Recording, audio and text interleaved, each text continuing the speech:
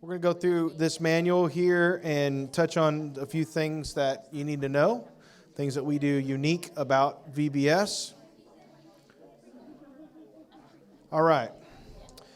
So first thing we'll start, we've covered most everything. Let's start on page 9.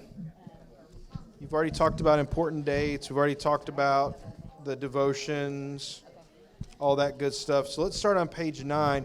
This has the responsibilities for each of the guides. So a classroom guide is someone who helps to manage and lead the children. So the primary responsibility is for their safety and well-being of the children. So we kind of break things up a little bit to where we have people that kind of manage the children here at our VBS, and then we have our Bible study leaders, our rotation leaders. That way nobody has way too much on them. They can focus on, you guys that are guides are focusing on the children. That's your primary thing. You get to build relationships with the kids. You get to know them throughout the week.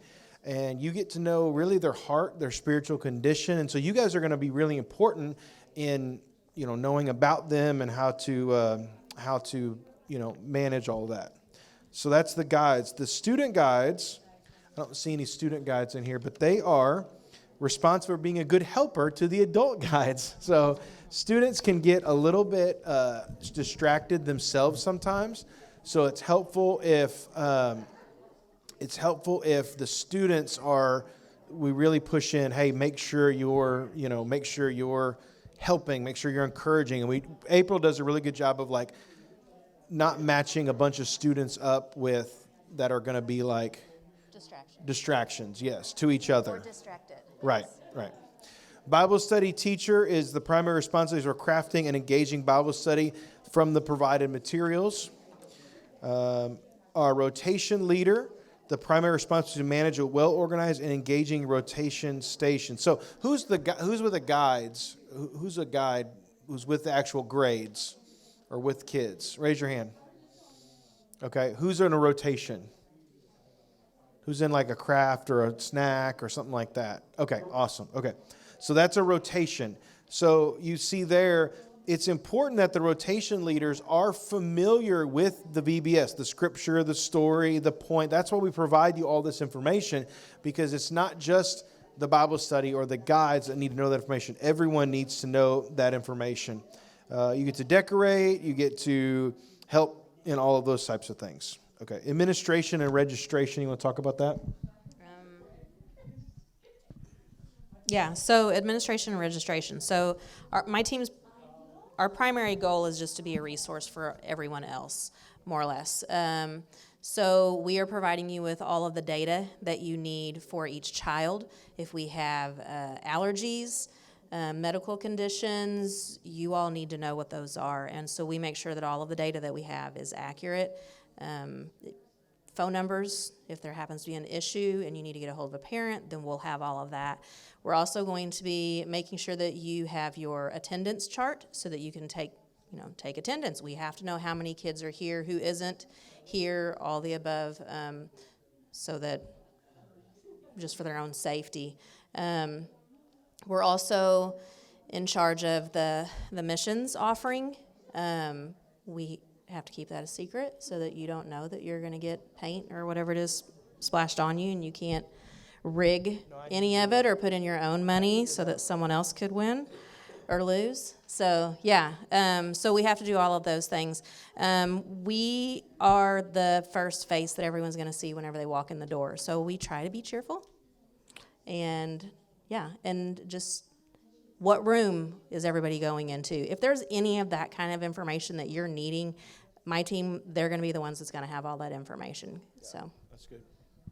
We also have a safety team. They're there in case we need any help with anything. It could be a hurt, injured child.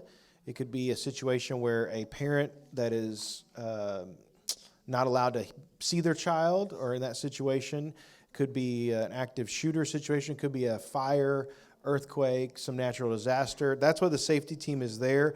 And you may see these gentlemen, Lyle Reed's one of them, walking around. They're there if you need something. They're there to help. But a lot of times they're just watching, making sure that everybody, we all wear lanyards, and they're making sure everybody has a lanyard to make sure that we don't have a suspicious person just walking through the building. We have lots of kids, and so VBS can be a target. And so we want to do whatever we can to make sure it's as safe as possible. Let's flip over to, what? Go ahead, Lau. Yeah. Mm-hmm. Yeah, if you need the accountability for the restroom there with extra pair of hands, you can ask them they'll stand in the doorway or something like that just to make sure with our bathroom policy. That's good. Thank you, Lau. We also have our VBS basics on page 11. So the first thing I want to draw your attention to is the drawstring bag. Every class will have one drawstring bag, and in that bag, you will have your class roster listing allergies and medical issues. So you want to check that every day because you're going to have new kids every day. So the kids that registered yesterday are going to show up on this list, and they may have allergies, they may have medical issues, and we need to be aware of those every day. There's going to be a sign in and out sheet for elementary. So elementary, the parents sign them in, they sign them out. We have them in the room. They get signed in their room, they get signed out of their room. Parent must be a approved parent or guardian that's signing them out. You get an NIRV Bible. That's just an example. You can use it if you want to read Scripture, but then also any kid that needs a Bible, you can show it to them and they can go to the welcome desk and get a free Bible if they don't have one. The gospel booklet will be in there if you want to review that. A kid's guides. So each kid is going to get these guides, and it's just another way they can have the activities and learning the lessons throughout the week. And the hope is you have some downtime somewhere, maybe at crafts, maybe at the end of the day, where you can sit down and do the little activity in the guide with them. I know it happens more with the pre-K and K. They have the free time to do it. The elementary don't, which is okay. At the end of the week, you can send it home with them, and hopefully they'll be able to do that as an extra thing. The name tag lanyards are really important. We make one for each kid and each volunteer. We need to collect them at each night and keep them organized. Our volunteers must have a lanyard on. This is for security. Our children must have a lanyard. So whatever color it is, I forget. I think it might be yellow. Yellow and orange. If they have a red one on, that means that it's a no photo. So we have some kids that might be in the foster care situation that we can't take a photo, we can't publish it. We can take a photo, we can't publish it. And so we have that red lanyard on them so that when we go through the pictures, we see, this kid has a red lanyard. We're not going to publish that picture online or in our Facebook group or anywhere else. And then we're going to note on their card, if they're pre-registered with an allergy, then their name tag will be yellow. Okay, their actual name tag card will be yellow. So that way you're looking at this kid and you're like, there's little Johnny. He's got an allergy. That'll remind you during snack time or during whatever time that he's got an allergy. So we try to go through all those safety precautions. You'll have a daily newsletter. I'll email those out too. I'll have copies everywhere. It just kind of gives the numbers and gives reminders, stuff you got to hand out each day. There will be little handouts each day maybe, usually at least once or twice throughout VBS. That just reminds you of those types of things. And then the DQ coupon. So any kid that brings a friend the night before gets a free ice cream coupon. So we talked about the missions offering, daily attendance. Why don't you talk about attendance?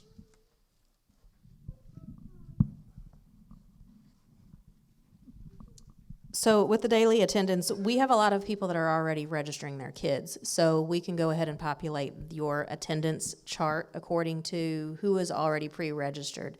So whenever the kids come in and they register again, manually more or less, the parents are coming in and just writing them in, or they're going online late that night, we're going to give you an updated attendance chart. What I need you all to do is to make sure that everyone is accounted for if they're there. So check mark, yes, little Johnny is here.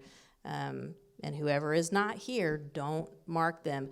What has happened in the past is kids will show up with their friend, and the parent registered them second grade, and Johnny follows their other friend into the first grade class.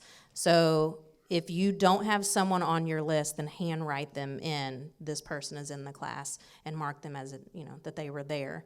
So what happens is whenever it gets to our group, then we'll look and go, oh, well, they're actually in the second grade class, but they were attending the first grade class. And then we'll talk to the parent and decide if they need to go into the second grade class or if we need to keep them in the first grade class. So attendance is extremely necessary. It helps us just to know if our classroom sizes are getting too big, if we're having an excessive amount of children for, teacher to child ratio. So just definitely take care of the attendance and do it as soon as possible within the first 30 minutes of you being there. By 6:30, we like to get a report back to snacks so that they know how much food to actually be preparing for each group as they're doing their snacks. So just make sure that that's completed and leave those attendance cards in your classroom. It'll be on a clipboard. I'll make sure that it's on a clipboard. So leave that in your classroom or turn it into the welcome desk, whichever way, but by 6:30. Yes. Okay, so when you're traveling around, this is page 12, when you're traveling around of rotations, it's always a good idea to pay attention to the number of kids, count them as you leave, count them as you travel. If you stop somewhere, the restroom, count them when you get to your destination. It's always good to know how many kids you have, or maybe if you have several helpers, each are responsible for a certain number of kids, whatever. You need to stay with the children as they rotate to each area. It's not, we don't take them to rotation and drop them off. Stay with them, help them, be crowd control. There's not enough volunteers in each rotation to do all the crowd control and, say, do the crafts or do the music, whatever. So you stay with them as well. And then there will be a what we call a guide lounge, or there will be a place that you can get refreshments if you're, what's that? Yeah, hospitality area. We would ask that maybe only half or less than half go at one time. So if you've got a break during recreation, make sure a couple of the guides in your team stay out there, and maybe a couple of them are going to go get snacks. Just help that out. Teenagers especially like to go visit the snacks a lot, so we got to kind of watch that as well. So. Okay, so safety and security. Like we said, all volunteers must be background checked every 3 years. New volunteers need to complete the application to serve, and there's a 6-month waiting period to serve in the children's ministry. Now, that doesn't mean you have to wait 6 months to serve, but it's waiting 6 months to serve with children. So if you've not been here for 6 months, you can still serve. We're going to put you in an area like snacks, or we're going to put you in registration or something like that where you're not directly involved with over children. Does that make sense? And that's just for safety and security, guys. We take that really seriously. We've not had an incident, praise the Lord, and we don't want to have an incident. So we do everything we can to the best of our ability to protect our children and make sure that everybody's of the same heart and mind on that area. Limit your mobile phone usage. You can take pictures. We'll have a place you can upload pictures to. But just we don't want people online the whole time. If children are potty trained. Okay, here we go. Here's the potty policy. If children are potty trained, supervise children by standing in the doorway of the restroom.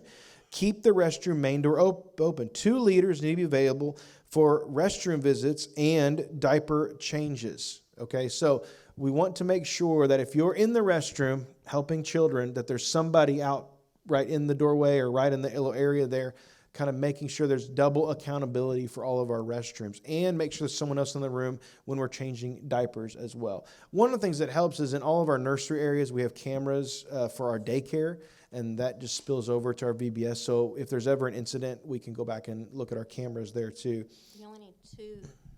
You only need two in the restroom if you're actually having to help the child. Right. So you can just be the one person with the door kicked open while the child's in there. Right, exactly. Yes. Okay, so if you need first aid, call the safety team. Just check through this. Some of this is redundant on purpose because there's different areas that we put things in to make sure that everyone reads it. We mentioned allergies and things like that in here several times for emergencies. If there is an emergency, life-threatening fire, call 911, then the safety team. Okay, don't call Lyle if the building's on fire. Call him second. Okay, call 911 first. Then say, Lyle, come help me with this fire, okay? He'll put it out for us. The little kids, infants through kindergarten, they receive the security sticker. So they do like the Sunday morning check-in, just like normal. They'll come in, They'll check in with one of the check-in stations every day, like they do every time, and they'll get the sticker, and the parents will have the parent or guardian sticker. So there won't be the same sign-in and sign-out sheet, right? It's the sticker. Right. Okay. And if somebody tries to come and pick up a child, I will never, ever, I promise you, I will never, ever, ever, ever, ever get upset with you if you deny someone that doesn't have a sticker or is in question. Send them to me at the registration desk, and I will handle them. If they say, I don't have the sticker, they need to go to us, and we will authorize them to get picked up. You will never get in trouble by being overly cautious with security, right? So we want to make sure that that's... Don't be pressured by parents. Just say, hey, listen, just do me a favor. Or if you need to call us on the walkie. We'll come right up. Call one of our safety team. They'll come right over if somebody's being extra. We've not had an issue with that, but we just want to make sure that I want you to know I got your back on all that. Okay? Yeah, what do you want to say about that? There are going to be instances where parents are running behind to pick up their kids. So we don't want to keep you all. So I would say a quarter till, maybe a quarter till 9. I think it's 8:45. Yeah, a quarter till. If you have a child that still hasn't been picked up, then you can go ahead and bring them down to the lobby, and we will contact their parents just to make sure that they are on their way and haven't fallen asleep and forgotten. So, yeah. It happens. Especially on Friday. We do our very best to let them know our Friday schedule is different, but occasionally it does happen on Friday especially. Name tags, we've talked about that. Please wear your name tag at all times. We've talked through what the color means. Dress for VBS, modest and casual. Shorts are fine, whatever you want to wear. Wear your VBS t-shirt if you can. If you want to wear a different t-shirt the next day, like if this gets funky throughout the week, that's fine. Or if you want to wash it every day, that's fine too. But that's... You can also purchase kids' shirts, like I said earlier. Those are out there. They'll be available at our VBS store, but we always give you guys first dibs at all that.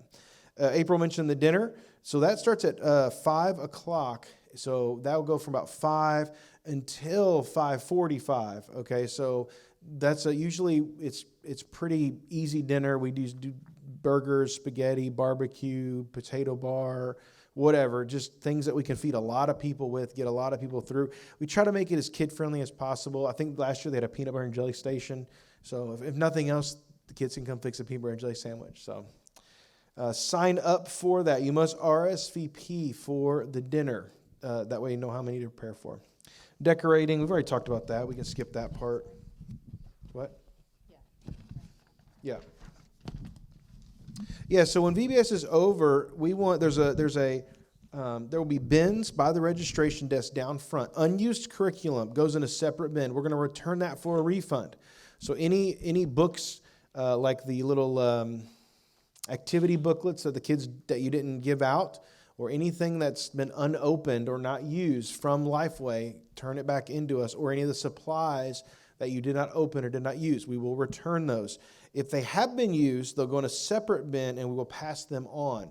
Any decorations, it says here the decorations go unfinished space. That may not be the case because that may turn from the world's largest storage closet into a youth room, okay? So we're hoping at some point this summer we're going to be starting on that project. So we'll have another place for unfinished or for decorations to go. It may actually end up being like this room or something like that, to where another church, what will happen is we'll tear down on Friday, and then the next week another church will come. Sometimes even like on Saturday or Sunday, another church will come and get the decorations for their VBS, which is happening that next week or the week after. So we'll pass those on to another church. Trash taken to the dumpster. So in all of the rooms, we'll have a picture of what the room looked like before VBS, the number of tables, the number of chairs. And so all you have to do is pull that out of the wall pocket there and look at it. So, okay, this room needed 3 tables and 12 chairs. That you just got to get it looking back like that, okay, at the end of VBS. That'll help us out a lot. And you can do that on Thursday in some classrooms. In some classrooms, yes. The rotations are done on Thursday night. So yeah, rotation leaders, if you're done on Thursday and please come on Friday. You can help, jump in wherever. We'll need extra help with our Yeah, our celebration night, our family celebration. So that'd be great. So we'll use everyone available to come help. Okay, so finally the keys to a great view is be on time, which means be early. Babies and through threes, room by 5:40. Other guides by 5:45. Be dependable. Make every effort to be present every day. If not, it says notify Pastor Brian. Notify April. That's a change if any possible emergencies arise. Being present and building relationships with the boys and girls and allowing them to see Jesus in you is what makes the greatest impact on them and what they will remember for a lifetime. Okay? So the other stuff in this booklet, if you flip over to page 17, there are preschool characteristics that you can read through. I'm not going to read through all of this, but if you want to know, hey, what are preschoolers like? How can I deal with preschoolers? The same thing with kids. We have a section in here on kids. And then on page 19, this is really helpful actually. Tips for guiding behavior.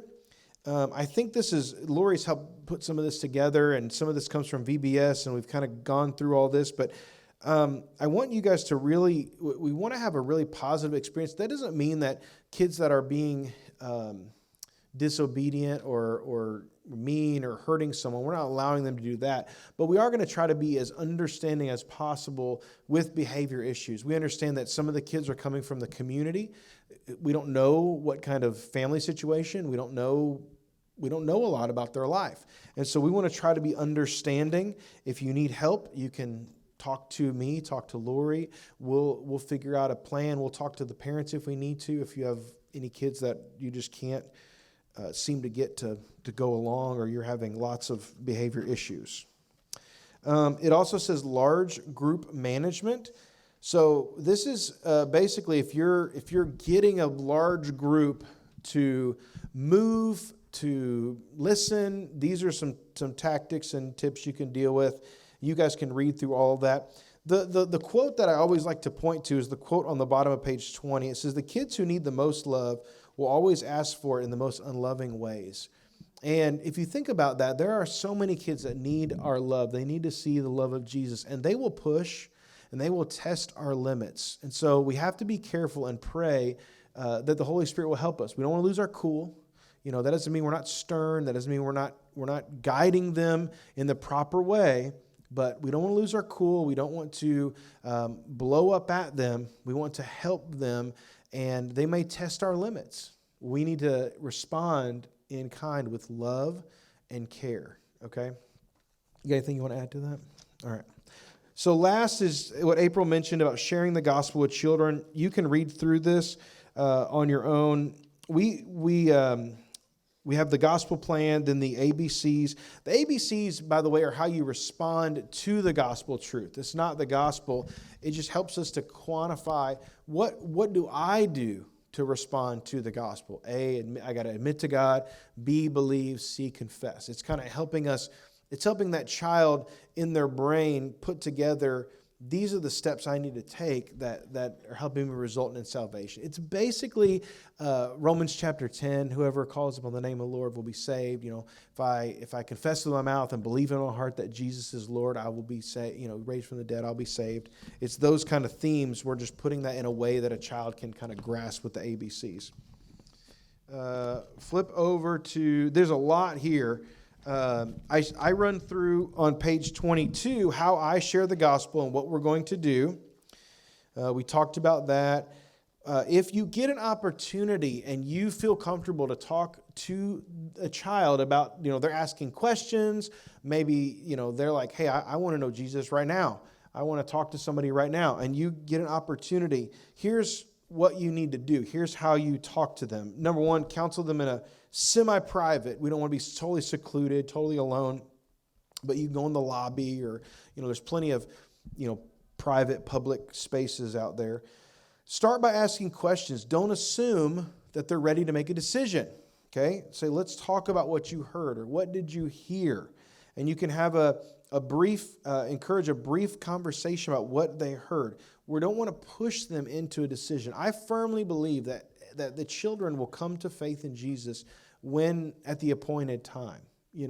We had one that was 8 that made a profession of faith. Personally, my children. We had one that was 12. We have a couple that are still processing it. We share the gospel with them. It's in our life. It's a part of what we do.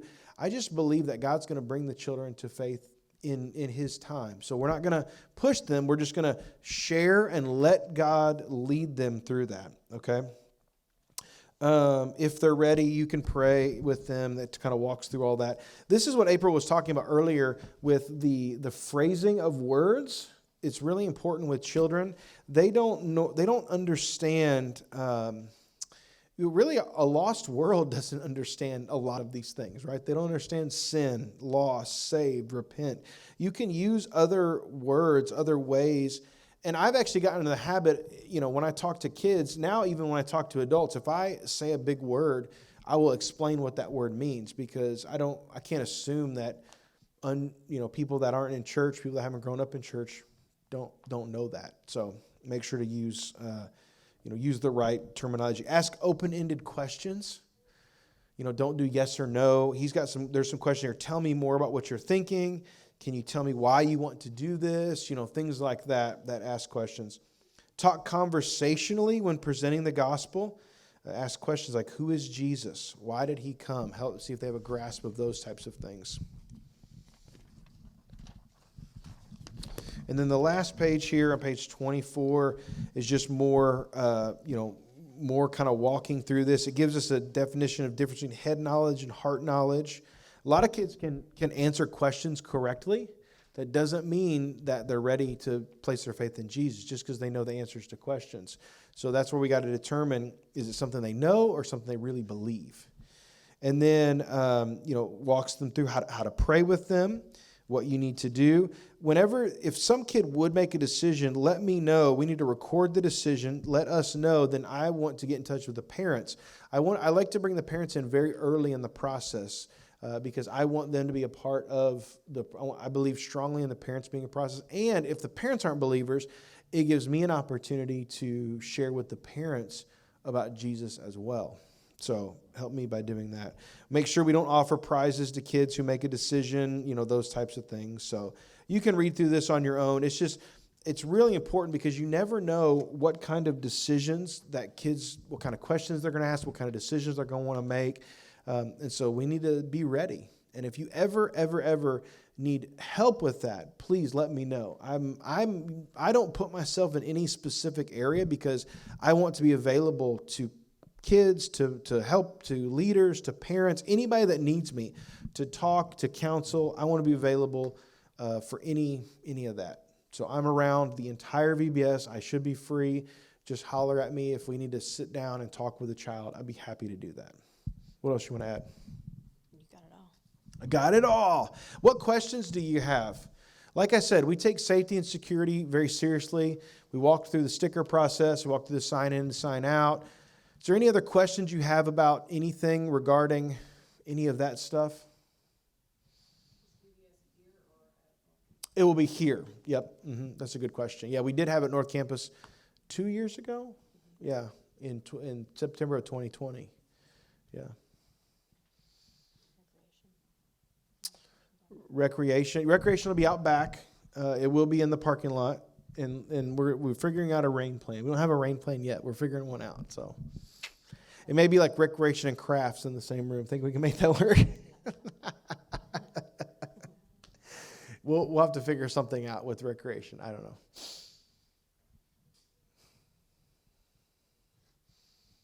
Okay.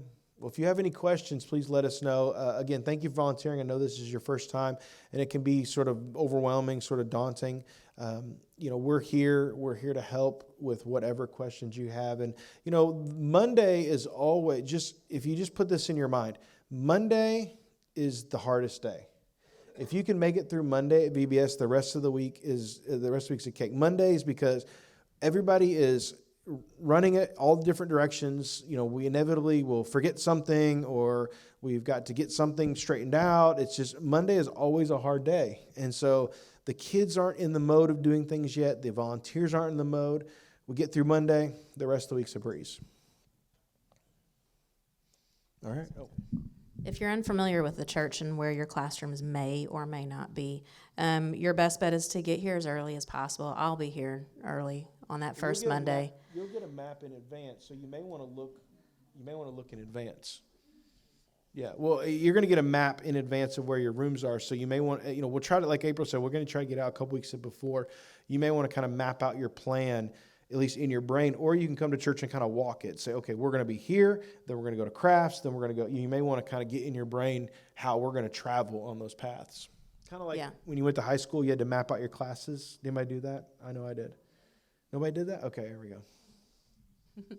And I think that whenever it comes to your classrooms too, it's going to be good if you can have 2 people. I think most of the classes have 4 people, 4 adults or volunteers to help. So if you could have 2 people stay in the classroom and 2 people in the lobby, that way whenever these new children are coming in, they don't know where to go, then you can say, hey, you're in my class and I'll take you there, and then you can escort them back. So I think that would be probably the most ideal situation for each classroom. Yeah. You'll have a stick with something on it. I don't know what it's going to be this year. In the past, I think last year we did animals, and then we did construction equipment the year before.